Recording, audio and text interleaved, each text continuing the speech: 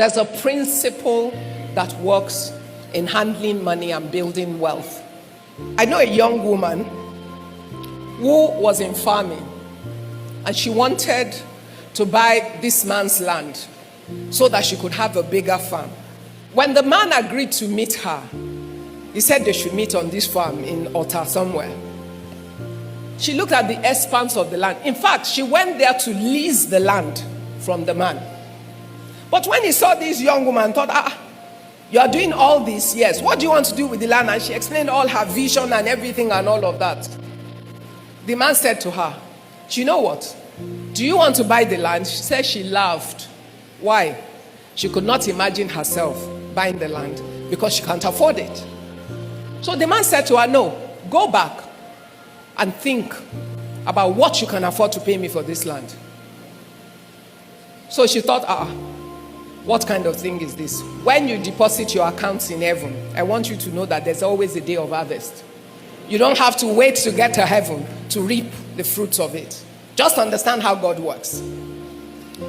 So she went back. She thought about all the money she had and all the money she could raise. So she went back to the man the next time they agreed to meet and said to him, sir, this thing is worth way more than that. I cannot afford it. He said, how much do you have? She said, this is all I have. He looked at her. He smiled. This is all you have? She said, yes. He said, okay, I'll tell my lawyers to put the papers together. That's how he sold the land to her, at the price she could afford, not at the price that the farm was worth. Why? Because that was my first question. So why did he sell it to you? All his children live abroad. They have no interest in that asset or in his work. The man had labored, he had built up this land and this farm, and for him, he would rather hand it over to someone that will make something of it and use it well than leave it for children that have no interest in it. And therefore, he sold it to this girl for a price that was a fraction of the real value. When the wealth of the Gentile will be transferred, it will be in ways that you cannot think. But wait, don't clap.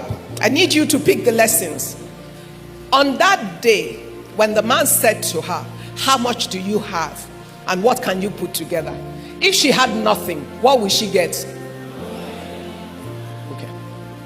So the wealth of the Gentiles will be transferred to the prepared hands of the children of the kingdom as the Lord facilitates the opportunities and the moments that those things will happen.